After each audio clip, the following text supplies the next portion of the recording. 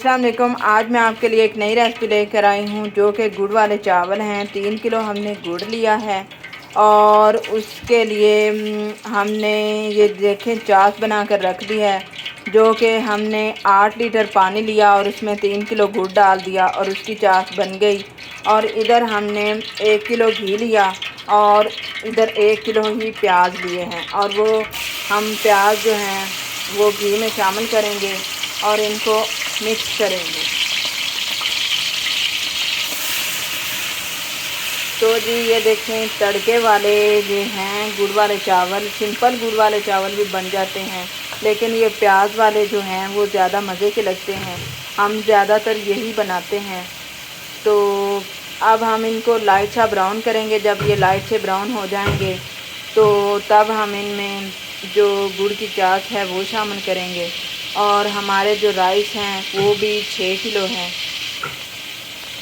ये देखें जो प्याज हैं वो ब्राउन हो चुके हैं। हमने इसमें थोड़ा सा पानी शामिल किया ताकि प्याज जले ना। अब हम गुड़ की जो चाश हमने बना के रखी है वो शामिल करेंगे और जब इसको बॉयल आएंगे तो तब हम इसमें जो राइस हैं वो पहले हमने भिगो के रखे हुए हैं। 6 किलो राइस थे और उनको भिगो कर रखा था और आधा घंटा हमने पहले भिगो के रखा ताकि जो चावल हैं वो अच्छे बने।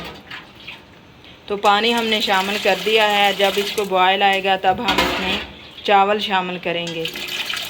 उम्मीद करती हूँ आपको गुड़ वाले चावलों की ये रेसिपी पसंद आएगी। अब हम इसमें मलाई शामिल करेंगे जो कि हमने 250 ग्राम ली है। ये देखें मलाई भी शामिल कर दी। अब हम इसको मिक्स करेंगे। तो जब पानी को बॉयल आएगा तो तब हम इसमें राइस शामिल करेंगे। ये देखें पहले राइस हमने भिगो कर रखे हुए थे, आधा घंटा भिगो कर रखे हैं। और इधर ये देखें जब इसको बॉयल आएगा तब हम इसमें राइस शामिल करेंगे। ये देखें जी बॉयल आ चुका है पानी को। तो अब हम इसमें जो चावल हैं वो शामिल करेंगे। तो चावल शामिल कर दिए हमने और इनको मिक्स करेंगे। ये देखें मिक्स भी कर दिया। तो जब ये अच्छी इनको 4 से 5 मिनट लगेंगे तकरीबन तैयार होने में। पानी जो है वो खुश्क होगा। ये दूसरे जो भिगो के रखे हुए थे वो भी हम शामिल करें। 3 किलो पहले शामिल किए थे और 3 किलो अब शामिल कर रहे हैं। अब इनको तकरीबन 10 मिनट लगेंगे। ये पानी खुश्क हो जाएगा। जब ये पानी खुश्क होगा तो हम इसके ऊपर दम देंगे और जब दम देंगे तो राइस जो है दम तकरीबन हम 5 मिनट के लिए देंगे तो हमारे राइस तैयार हो जाएंगे। उसके बाद हम इनको चूल्हे से उतार लेंगे।